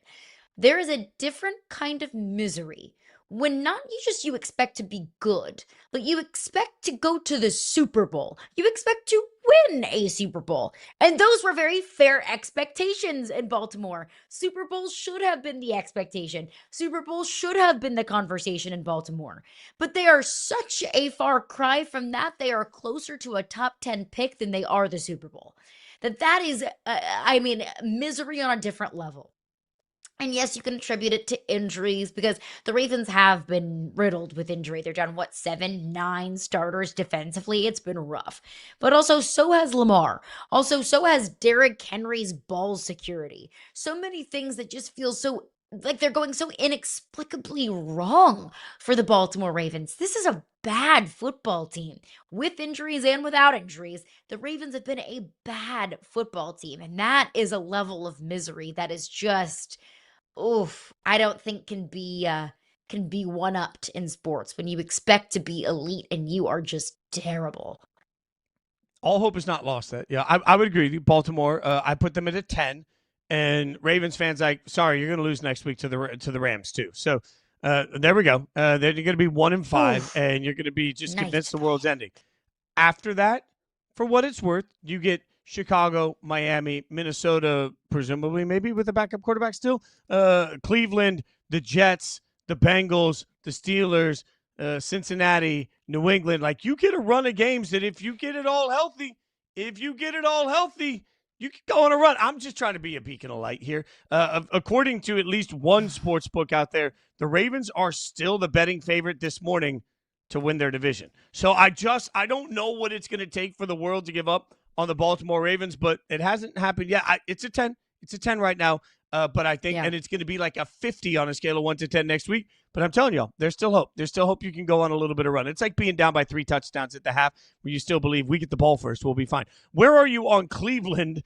Cleveland takes the loss. Dylan Gabriel continues the trend. Starting quarterbacks in their first start for the Cleveland Browns are now 0-17. You don't win your first start. They had this game. I thought they were going to win this game. Turns out they did not win this game. They lost to Carson Wentz and the Minnesota Vikings in an ugly, ugly football game that set international football back 10 years. But 0-17 for this. Dylan Gabriel looked pretty good, though. So what's the level of misery you think for Cleveland fans right now? I mean, what did London do to deserve this? What did London do or what did the NFL do to London, or what did London do to the NFL to deserve the kind of football that we saw overseas yesterday? I would right now for Cleveland put them at like a 7 on the vibes index because It's down a little bit because you feel like you may have found something in Dylan Gabriel. I thought he was great in his debut yesterday. I thought Quinshon Judkins ran the ball very well. That those two pieces, that those two rookies, like, okay, we're seeing maybe a beacon of light that we feel like the future could be bright if it's led by these two. And then you're getting your hopes up. You have a little bit of optimism, and then you go out and lose a game that you probably really didn't have any business losing when Carson Wentz got hurt. And you had a guy that, frankly, I'd never even heard of coming in and taking a couple of snaps to the quarterback position. So it's like for the Browns, one step forward because you're really excited about your rookies. You're excited about the flashes that Dylan Gabriel showed, but then it's like two steps back because it's like, oh, well, Brown's going to Brown. Browns are going to give up a lead and lose a game that they probably shouldn't have lost. So it's not the highest team on my misery vibes index, but the Browns are definitely up there. I'll put it at a 5 in the middle of the pack, and I think it depends on where you were coming into the season. If you believed that the Browns were going to be a big playoff team and shock the world, you're probably pretty disappointed. If you believe that the Browns need to build foundationally for the future, to your point, you've got Gabriel looked fine. He looked fine. Judkins is going to be an offensive rookie of the year finalist. That's pretty set in there. Carson Schweisinger is going to be a defensive rookie of the year finalist. Mason Graham looks really good. So, like, your rookie class looks like it may be the best rookie class the Browns have had in how long? So if by the end of the year your rookies are flying all over the field and dominating, then you're like, yeah, foundationally we are set for something. So, like, I would argue that if you thought the Browns were going to make the playoffs this year, you're probably pretty disappointed. If you thought by the end of the year that this was going to be like a 6 or 7 win team that could take a step forward, I think they're going to show. I think the Browns have long-term hope in their future. How about that? So maybe I'm giving them too much hope. I don't know, Caroline. What do you think of the Giants? Giants fans, after Jackson Dart week 1, were convinced they'd found the answer. Everything was going to be okay. They're about to go on a little run. It looked good. We thought the vibes were high in New York. It did not look good Sunday. The vibes no longer high in New York. What's the misery index for Giants fans? I still don't think it's incredibly high. Like, I'm gonna give the Giants like a 4. And maybe I am overhyping the fact that maybe there's more. I'm thinking there's more sunshine and rainbows in New York than there actually are. Because look, the Giants fans, they're battered, they're bruised. They've been through some really rough football through the better part of the last couple of decades, but you still feel good about what you have in Jackson Dart. I'm not going to say that one bad game following up a huge win over the Los Angeles Chargers is going to be, reason enough for me to say, abandon Jackson Dart, blow the whole thing up. The Giants still have a very good defense. I just look at the game plan yesterday and I thought it was wrong. The Jackson Dart throwing the ball 40 times is not a recipe for success. I don't care if you feel like you have to throw yourself out of a deficit. When you have Cam Scatterbo that was able to run the ball the way that he was, when you have Devin Singletary that can run the ball, just continue to run the ball and take the ball out of Jackson Dart's hands. I would say more of a recipe for success for the Giants is Jackson Dart throwing it like 25 times a game, or at least in that kind of territory, so he doesn't have to be Superman. Because it's not fair to expect a rookie making his second start in the National Football League to be Superman, even if it's against the crummy, crappy Saints. And look, the Saints are terrible. I'm not going to put lipstick on any sort of pig. The Superdome is still a really hard place to play. And even when the Saints are terrible, that place is still really loud. So I'm going to give Jackson Dart a little bit of grace here. Understand that he is still young, that he is still learning. The Giants asked him to do too much. I'll put that on the coaching staff. The defense didn't have their best day, but I think they're much better than what they were yesterday against the Saints. And I think maybe Spencer Rattler is better than we thought. So let's all take a collective sigh of relief. Are things all peachy in Giantland? Of course not. But I'm not going to say the Giants fans should feel totally down in the dumps this morning. Giants fans do feel. I mean, I don't think they should, but I put it at 8 for where they are right now. And part of this is because I think Giants fans were just unaware, to your point. Like, look, we talked about it last week with Ben Fox. The Saints were favored by Las Vegas. Las Vegas told us the Saints were going to win this game. And we all sat there and thought, man, how are the Saints possibly favored? We had a couple of different experts come on the show last week and talk about Spencer Rattler a few times. Like, I think if you've been paying attention to the Saints, that maybe the actual work has been better than the result on the field. So, and then you couple that with the fact that Jackson Dart had that big emotional first start, and everybody feels like that's the new normal. This happens to every fan base. You see one good game from your quarterback, you decide that that's going to be the new standard, and then when it isn't, you lose your mind. The other part of it is, I don't think life is about to get any easier, and this is why I think there's a little bit of panic setting in. The upcoming 4 games at this point for the New York Football Giants, they take on Philly at home, then they go to Denver, then they go at Philly again, and then they take on San Francisco. They have 4 straight games where they're just going to be, I mean, Vegas is going to expect them to get murdered for the next month. So I think part of the panic comes in from the fact that, like, this was one, if you wanted to have any sort of we could shock the world mentality, you had to get this one. So I think the reason the vibes index is so terrible for Giants fans is that they talked themselves for the last week into being a little better than they actually are, and now they have to sort of settle in and realize that this is who they are, and things don't look all that pretty for them moving forward. Let's keep There's something to be said about tasting success and then getting, pie in your face. But I'll say the same thing about the Giants that I said about the Bills. Like, I don't care if you're the Bills. If you turn the ball over 3 times and commit that many penalties, you're going to lose.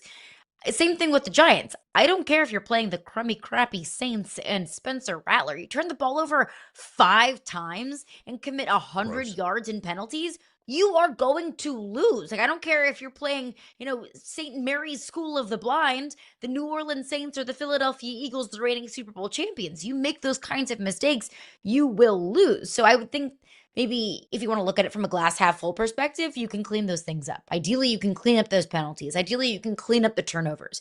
If you want to look at it a glass half empty perspective, which is maybe the more realist perspective, it's exactly what you just said. The Saints were a team on the Giants schedule that you said, we can win that one. Amongst all of these Super Bowl contenders and playoff contenders that are on the Giants schedule, that one you felt like was one that they could get. But now you kind of take one step forward and one step back. You beat a team that you probably shouldn't have beaten in the Chargers, and then you lose to a team that you shouldn't have lost to in the Saints. You're kind of just back at square one, staring down the barrel of an absolute gauntlet of a schedule. Speaking of teams making mistakes, the Jets, the misery vibes for the Jets who committed, I think they're still committing penalties. Whatever happened this morning, like they got out of bed and it was like, nope, false start. 0-5, and it is just, it has looked gross. For me, this one's a 10, and it's a 10 not because I thought the Jets would be anything. It's a 10 because I think Jets fans thought that they would play cleaner football, and they're just not doing that, Caroline. And that's the disappointing thing. And look, I think that, Jets vibes are just kind of like permanently like at a 10. They live in the misery index at a 10 at all times. But there has been nothing that we've seen so far this year that would lead me to believe that Jets fans should feel any less miserable. Hey, you kept it kind of close against the Steelers in week 1? Is that all we got? Like that is really the only thing, like, bright spot that Jets fans could hold on to at this point. But you bring up the penalties, and that is the disappointing thing. Look, Aaron Glenn takes over in year 1. He is born from Jets DNA. I didn't expect Aaron Glenn in year 1 with Justin Fields at quarterback to all of a sudden become world beaters. But when you're a good coach, you can at least start to clean up what has been ailing this team. And what ailed this team so much last season was penalties. Well, they've only been worse. Fitz. They've had, 21 penalties in the last 2 weeks, with 10 penalties yesterday against the Cowboys? Like, those are just silly mistakes that you should be able to clean up. Turnovers continue to plague this team. Turnovers and penalties should be the easiest thing for your team to clean up, but we haven't seen them look any better week over week. And now you're sitting at 0-5, and I don't know where you're supposed to feel optimistic about this team if you can't even get the fundamentals right. What about Arizona? I mentioned it earlier. Arizona loses 3 straight games by a field goal. Misery index? Is that I don't know, I want to be a beacon of light and feel like Cardinals fans feel like, we're right on this. Maybe it's a 5. It's a terrible way to lose, but you're like, hey, we had all 3 of these games. We're better than people think.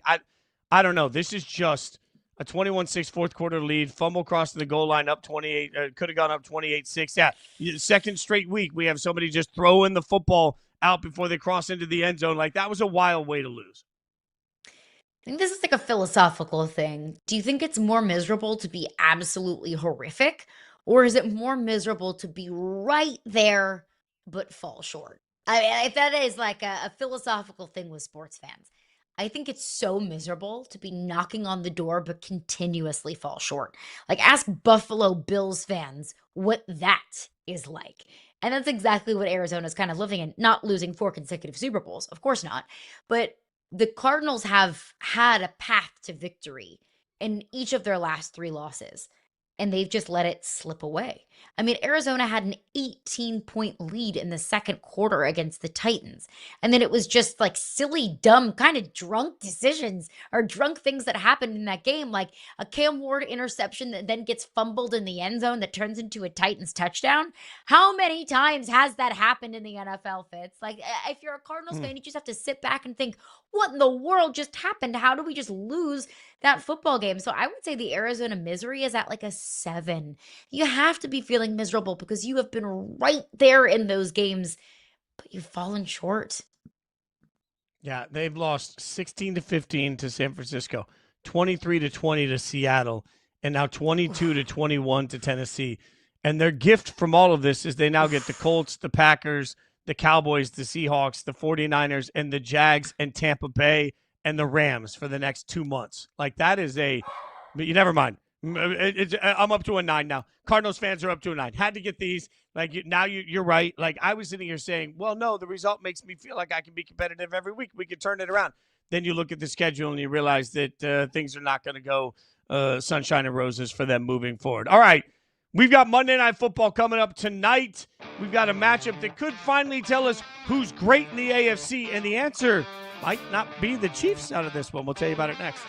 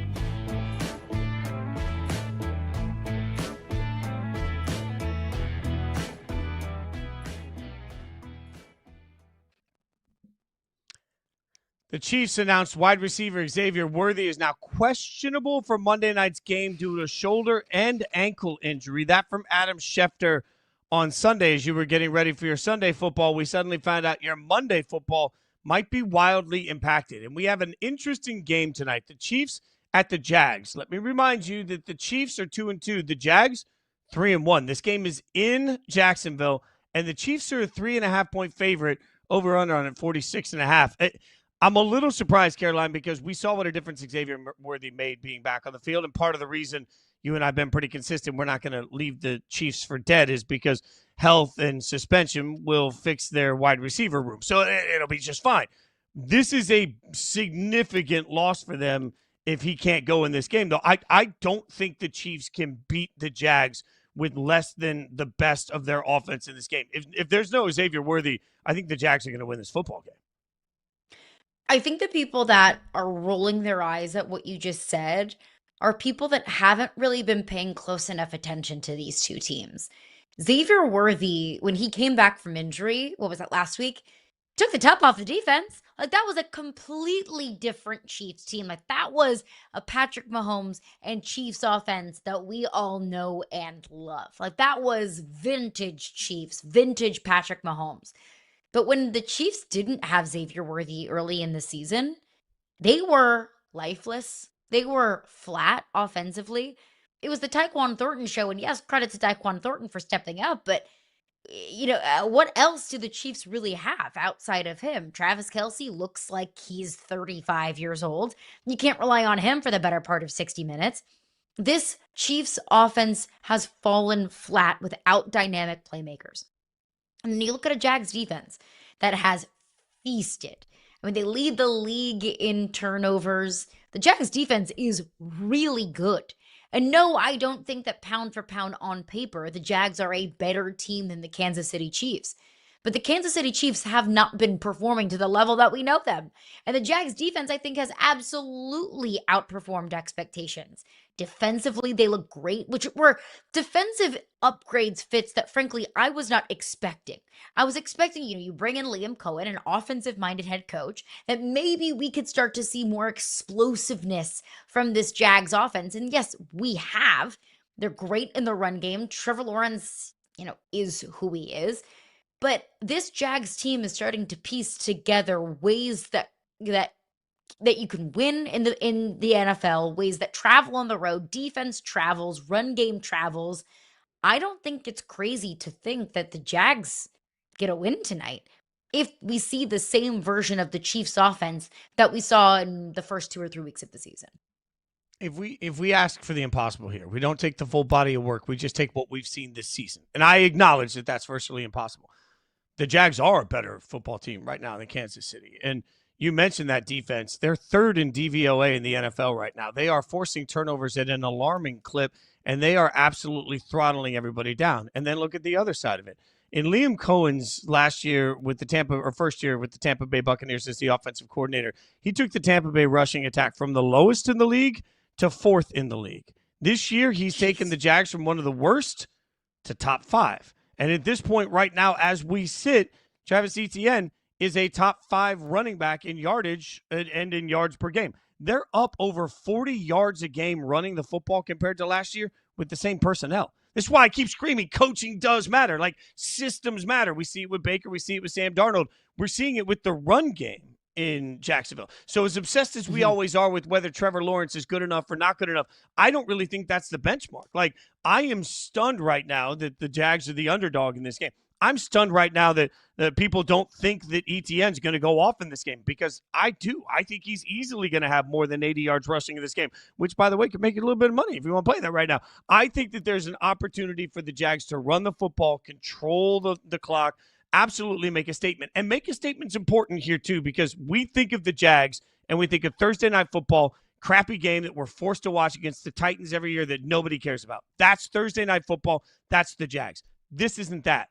This is a home game against the Chiefs. Like, I think this is a definitive moment for the Jacksonville Jaguars to make a statement to the entire league that we are one of the best teams in the AFC. Because, again, the Chiefs haven't put it together yet. The Chargers' offensive line is destroyed. The Ravens suck at this point. I don't know what the Bills, we're going to presume, are a good football team, even though what happened last night. I'm looking at Jacksonville saying, if they go in and they beat Kansas City, why are they not a top 3 team in the AFC? They are at that point. So I think they're doing everything they have to change narratives. And I think that's an opportunity for everybody to see what we've been seeing with this Jags team. Because, if you live in Pittsburgh, if you live in LA, you're not paying attention to Jacksonville, nor probably should you. Now, I'm not going to blame anybody for not paying attention to the Jacksonville Jaguars. this is the opportunity for the Jags to prove themselves to the country and to the league. Look, we are a legitimate contender. I don't think they're a Super Bowl contender right now. Playoff contender, yeah, absolutely. Contender for the division between them and the Colts, which, let me just say, for the record, AFC South is turning out to be a very fun little division when I thought it was probably the most boring and worst division in football coming into this season. But the key for Jacksonville, Kansas City is the 22nd ranked run defense in the National Football League. When you've got Travis Etienne, you run, run, run, run. I think the formula for success for the Jags in general and against a leaky Chiefs run defense is Trevor Lawrence throwing the ball 20 to 25 times a game, and for Travis Etienne to run it 20 to 25 times a game and force a turnover. Forcing 1-2 turnovers. That's what they've been great at, better than any other team in the league so far this year. Force turnovers, capitalize on those turnovers, limit Patrick Mahomes' ability to take over the game, and continue to run the football, run the clock out, dominate time of possession, play good defense, force turnovers. That is a winning formula of football anywhere, anytime, at any level, against anyone. And the Jags are very much so capable of doing that. So I want to blow everybody's mind with one reminder of the other side of this, though. If the Kansas City Chiefs win this football game, the Kansas City Chiefs will find themselves at 3-2. Why is that significant? Well, just a few weeks ago when we all thought the Chiefs were going to get run out of the AFC West and it looked like the Chargers were going to go on a roll, the Chargers are 3-2. The Broncos are 3-2. If the Chiefs win, the Kansas City Chiefs that we want to leave for dead after 3 weeks in the season would be tied for first place in the AFC West. So it's just this year, guys, like if there's ever been a year in the NFL that I believe is tougher than ever to take week to week. I genuinely believe, like, there are many football coaches that like to split their season into quarters. Like, we're going to go 4 games in. We're going to analyze how we are through a quarter of football. I think we need to start considering doing that the way we analyze some of these teams, because the Chiefs were certainly left for dead. And now here we sit the middle of October and they could be tied for first place.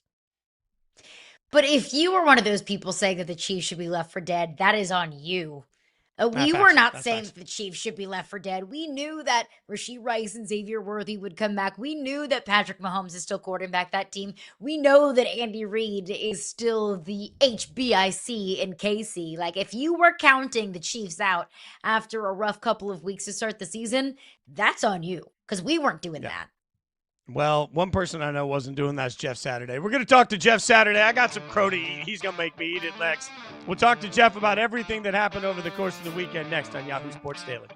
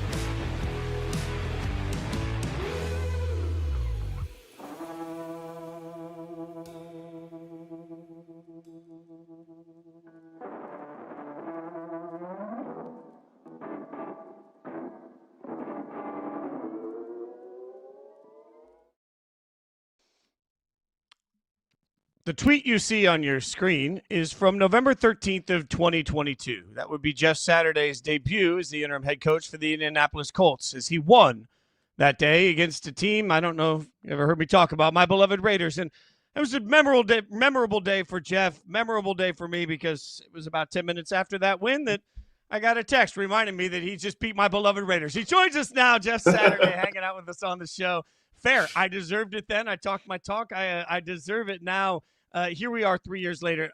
I'm excited to talk to you about the Colts, brother, because this resurgence of Daniel Jones, like, what did the league miss about Daniel Jones that the Colts have discovered? Well, I mean, I think it's kind of a mix of both, honestly, Fitz. I think that, like, Steichen has done a great job. They have a very balanced run game. They have receivers that do a ton of different things together, right? Like, there's no true one. I guess Pittman would be what we consider like the true one, but there's so many guys who can do so many things. You know, whether it's Downs, whether it's Warren now at tight end, whether it is Pittman, you're trying to push the ball down the field too. I mean, even Doolin had some big shots yesterday, and so as you're looking at this team, I think there's enough to go around. Jonathan Taylor, obviously, I mean, dude, his resurgence this year has been absolutely insane. All of that, I say, allows Daniel Jones to flourish, because now you're playing with house money, right? You don't turn it over. You know, you make sure you make the right decisions, allow your team to continue to stay on the field. If you think about them, I don't know how many punts they've had this season. It ain't many. And they continue to extend drives, keep their defense fresh. So everything's kind of working. And I think for Daniel Jones, you know, he has fallen back in love with football, right? About what you can do, what he's capable of doing. And they're not asking him to win every game. They're asking him to be a part of a team that's clearly good enough to win these games. You know, I know the old adage is it's more about the Jimmys and Joes than it is the X's and O's. I get that. I understand that. But I see the career renaissance that Sam Darnold had in Minnesota. I'm seeing the career renaissance that Daniel Jones is having in Indianapolis.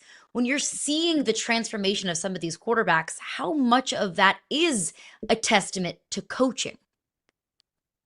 I think it's a mix, right? There's a negative on one side and a positive. Even Baker Mayfield. I mean, you think about, right, everybody's running him out of town.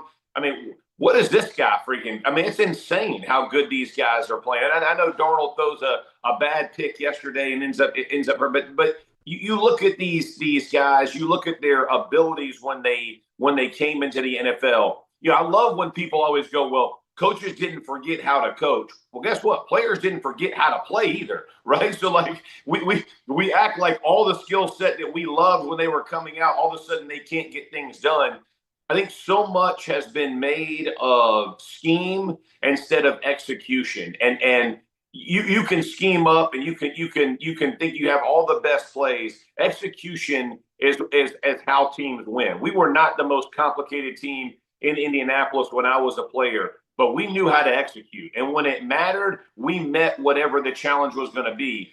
That's what teams are finding out. It doesn't always have to be hero ball. You don't always have to have the, quote, perfect play. You just need to execute the play that's called. It may be a 4-yard gain instead of a 40-yard gain, but a lot of those 4-yard jabs end up, making people pay at the end of games.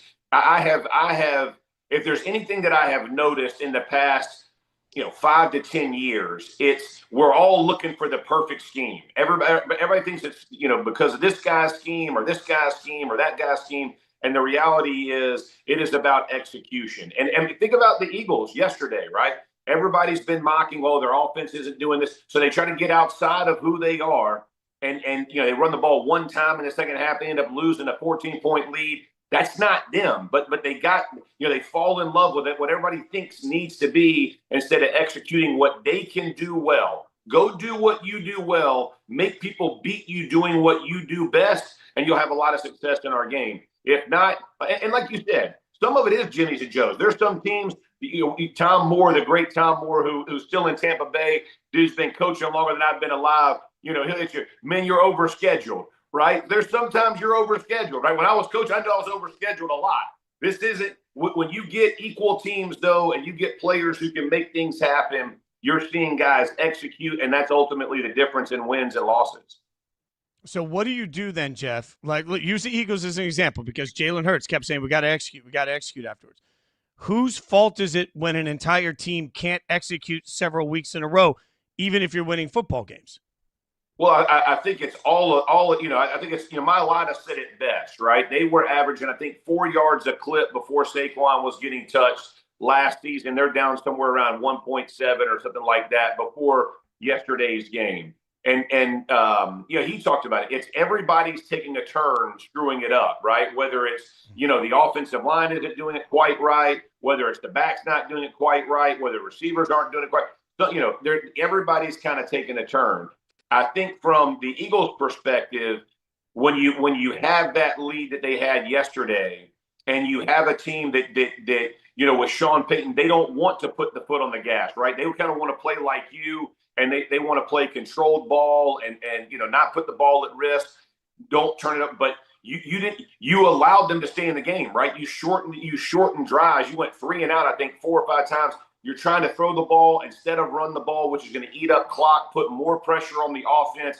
I think that goes from, Sirianni down. It's everybody. I think they just got out of who they were, and it wasn't necessarily about all the execution. It was about even the strategy going in. I think they just kind of got off kilter. There's been a ton of distraction going on in that building over the last few weeks. I don't understand what people thought Kevin Petula was going to do. This is Jalen Hurts, 4th OC, and I mean, give him time, bro. We're 4 games in, they're 4-0. Like, at least acknowledge that on the job he's learning, they're at least successful. It might not be the prettiest numbers, but dang, they're winning. And isn't that the point of what we're trying to do? And if you are winning, why is everybody complaining? I don't care how sexy wins are. Let's worry about sexy wins in November and December, not in the first 4 weeks of the season, and get outside of who you are, because now you're hurting yourself instead of helping yourself. And to that point, not a whole lot of teams looking overly sexy. Not a single team, undefeated team left in the NFL. And there's a laundry list of teams that I could say one big issue that is facing them is an offensive line. The Chargers, you lose Rashawn Slater, you lose Joe Alt, all of a sudden that offensive line is a mess. So many bad or average offensive lines in this league. Why is that? Why do we have what feels like a lack of quality offensive linemen in the NFL? Well, I think the style of football has put what people don't do well and exposed it, right? Is that you have everybody wants to go like these spread offenses, go into gun. Nobody wants to get under center, right? Nobody wants to go too tight, get big, get physical. Let's get downhill. Everybody wants to say, we're gonna drop back, and it's so aesthetically pleasing to go throw the ball 30 times. Well, that offensive lineman means they got to drop back 30 times, going against some of the best athletes in the world who are in sprinter stances, ripping ahead of us. That's a tough thing to do, right? We've gotten away from true play action where the guy is under center, he's turning his back to the defense, he's hiding the ball, he's doing all those fakes that you've seen for so many years. So all of that is making offensive linemen be perfect. Now, is their techniques and fundamentals great? Not always. And I'll be the first to admit it, right? They haven't, guys aren't working on the things that I think would make them better. And some of those things are techniques they've learned in college. And even as they transition to the NFL, they're not working on footwork. They're not working at hand placement, right? Like where your hips should be facing when you make first contact. All the different things that you learn as an offensive lineman, where your leverage point is, where's the quarterback setup point, all of those things that I see week in and week out, guys aren't getting right. That's on the offensive line. But there's a ton of schemes that are putting these guys in bad situations, and you're just like, oh, they should be able to block them. No, they really shouldn't. Like, we can't see where the guy is. So if you're asking us to block him, at least let us know, hey, here's where the quarterback's going to be. Let us fire out instead of always absorbing and kind of work in tandem. And I think it's a mix of all of that. And also, and I've always said this, right? We've shortened the preseason now. We've added a game. We've done these things. But it also takes time to find your rhythm as an offensive line, right? You got 5 guys who have to work in concert. So all the games, blitzes, all the different things that defenses can put in, it's not like you just snap your fingers and you're like, oh, we can pick this up. There's a lot of communication that has to go, kind of go in with these guys. And I think until you get about midway through, and I hate to say it that way, you really don't know exactly what you have with the guys playing side by side, especially if they're new to the system together. And that's typical, right? 1 or 2 new guys every season. It just takes time to kind of blend. Okay, we don't give time gracefully in sports. So another program that might need time but is struggling right now, North Carolina football better than anybody. Oh, I'm trying to fit. We all thought Bill was going to come in and do some. Now we're getting reports today that people within the program aren't allowed to retweet anything about the Patriots. Like, what is going on with Carolina football right now?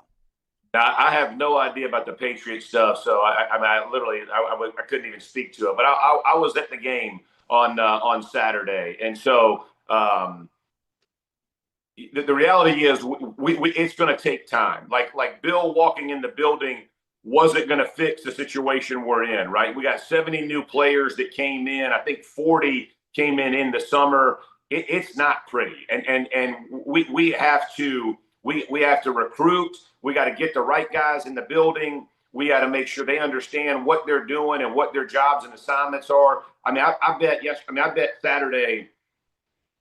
Honestly, in the first 25 plays, I bet I counted 15 busted assignments. I mean, literally, guys just running free. And that's not even counting the trick play, the very first play of the game that goes for a touchdown.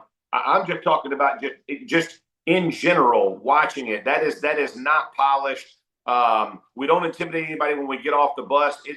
It's going to take Bill some time to get the right dudes in the building. And that was always my question to the university is, how patient are you going to be? Because expectations with Bill are, win now. And we were not in the position from the university to go win right then. It's going to take time. And unfortunately, I'm going to be like you as a Raiders fan. I'm going to be like that with a Tar Heels fan. We'll take a lot of lumps over probably the next 6 or 8 weeks until we could try to get this thing back on the tracks.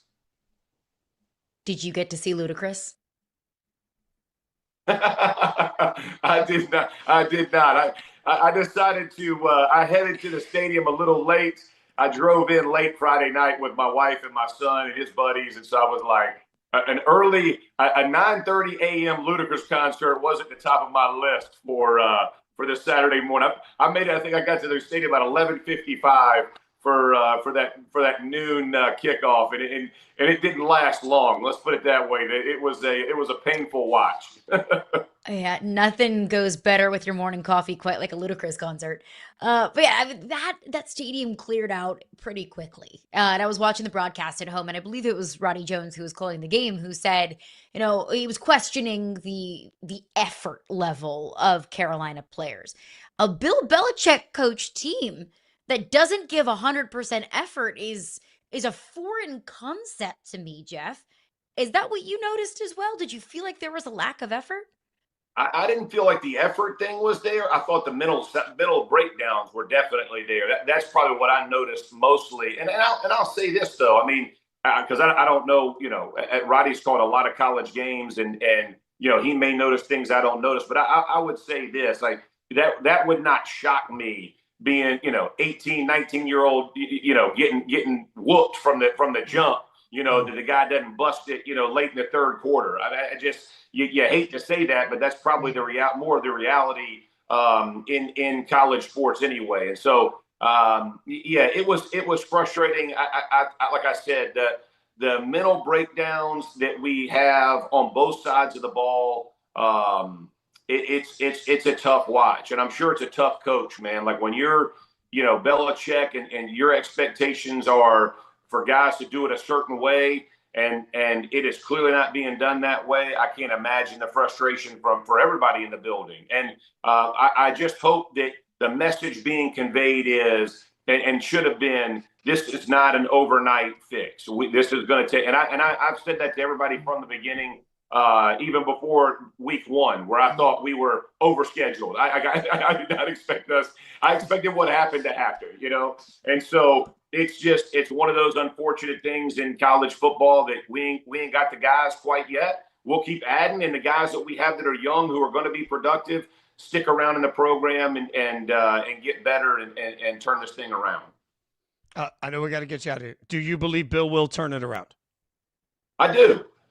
And here's the problem for me, and this has nothing to do with Bill. This was, my son goes to Clemson, right? And so people have been screaming about firing Dabo, at 3 weeks into the season, and down where we live, and it's insanity to me because I can't imagine from a coaching perspective. When I was playing ball, you knew you were committed to this university for 4 years or whatever your time was going to be, right? Till you went to the NFL or you went to go work.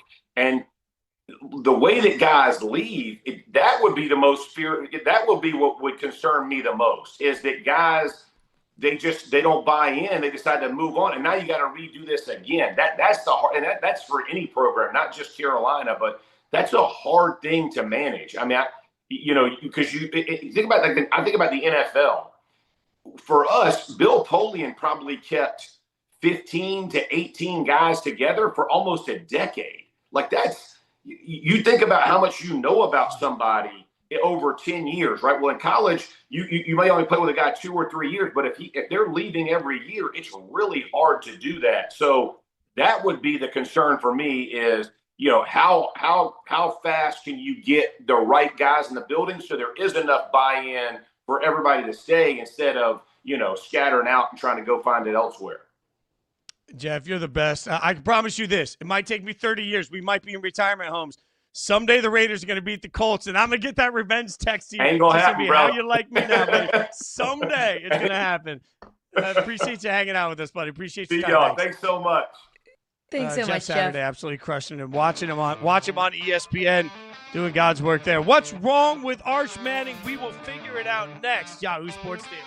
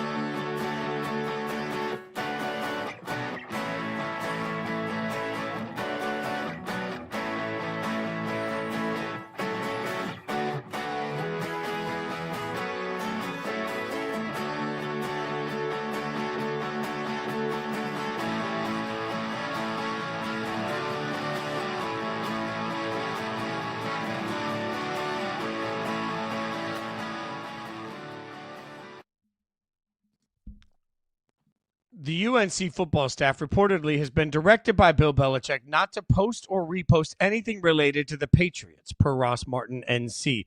There were no posts about Drake Maye's performance Sunday night in the win over the undefeated Bills.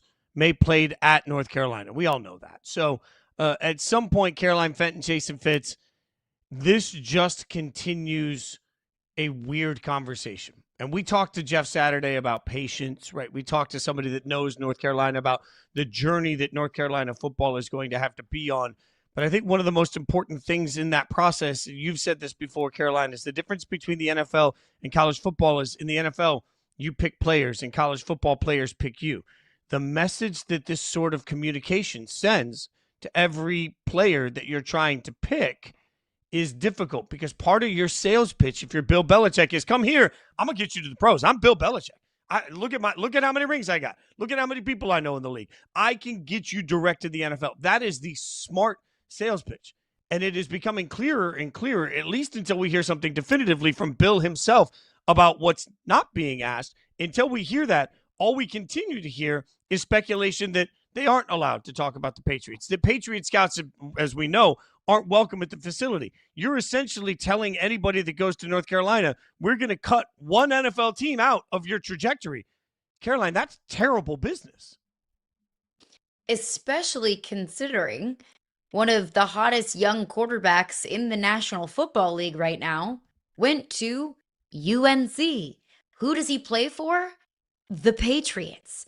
Imagine if we lived in a world where Drake Maye quarterbacked under Bill Belichick at North Carolina. Where would Drake Maye be right now if Patriot scouts couldn't come into the practice facility, couldn't come watch him at his pro day, if he couldn't communicate with Patriot scouts? Like, that's how ridiculous that is. And you know who else, bans people from social media and interacting with certain accounts on social media?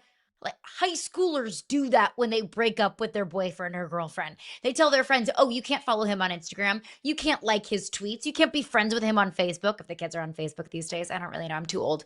But like, that's what high schoolers do. That's what immature people do, is say, I don't like this person, so you can't interact with them on social media and you can't interact with them in the workplace. That's what Bill Belichick is doing. We're talking about Bill Belichick, the man who built a dynasty on no distractions, on winning is the only thing that matters. Win at all costs. That was the New England Patriots. That was the culture that Bill Belichick built. And now he's doing nothing but become a distraction. Now it's every single day some nitpicky, whiny, crybaby message that is coming out of the North Carolina football department. Like, hey, you can't retweet a New England Patriots post. Like, Bill Belichick is making his beef with Robert Kraft and the Patriots organization bigger than North Carolina. He is making his grudges bigger than his football program. And that is so anti-Belichickian. It's almost like I feel like he's a different person. He's hurting his football team in the process.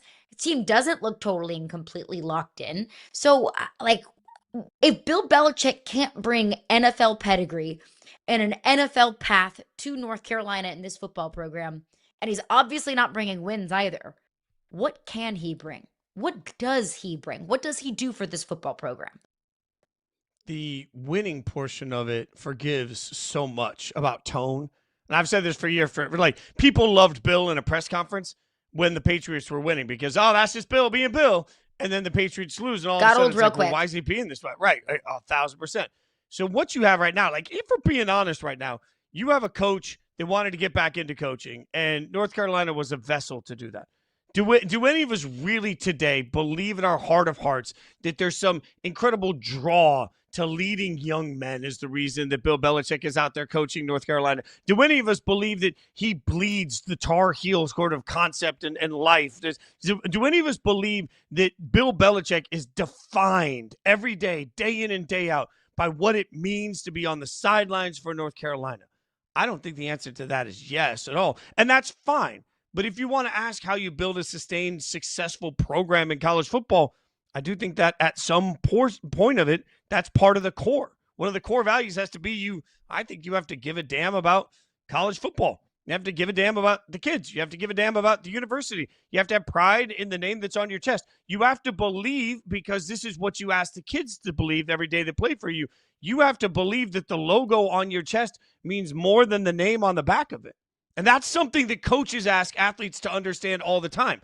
In this situation, when you are telling your staff they can't like or retweet certain things on social media because of your grudge, what you're really telling everybody is that the name on the back of your jersey matters more than the logo on the front of it.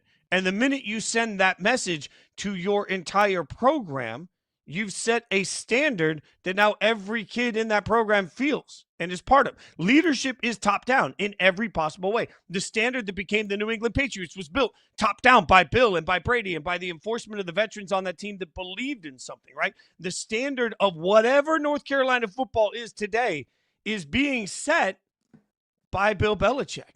And these sorts of actions that speak to my grudges matter more than this program. My grudges matter more than what matters to the people that donate to this program, because you can't tell me Drake Maye's success doesn't matter to North Carolina alum, North Carolina fans, North Carolina backers. Like, they care about Drake Maye's success. If you're putting your grudge with the Patriots ahead of that, what you're telling everybody is that I don't love North Carolina football as much as North Carolina should love me. And that's a weird message to be sending if you're truly trying to build a program that can sustain success for the next 10 years. I mean, philosophically, it all just feels wonky and wrong. It feels like Bill Belichick's priorities are mixed up. It feels like he's putting himself, to your point, above the football team, which is the total and complete opposite of everything he has preached his entire career. His entire career is the team before me. No one person is bigger than the team. That is the Bill Belichick way. So I think that's been a concern. It was a concern when he was hired. It was a concern throughout the entirety of the summer whenever he had, every new, story about him and his girlfriend and the CBS interview and so on and so forth.